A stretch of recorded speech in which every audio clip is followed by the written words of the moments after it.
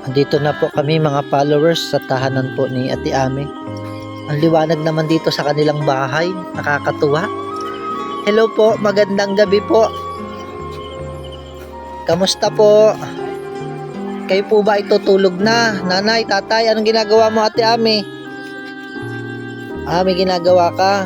Ngayon, kaya po ako naririto nanay, hindi na po ako magpapaligoy-ligoy.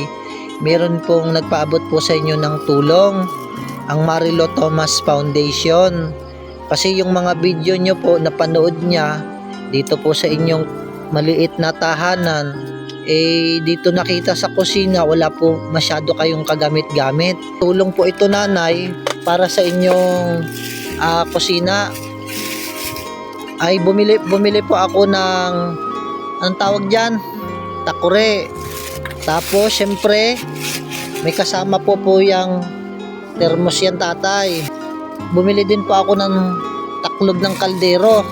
Syempre may kaldero din po yan tatay. Ate Ami, anong gusto mong sabihin? Maraming salamat po Ate Marilo dahil po binigyan ko kami ng mga gamit na pang sa kusina at ngayon po kami nagkaroon ng ganitong gamit at maraming salamat po sa inyo at pagpalaan po ng Panginoon.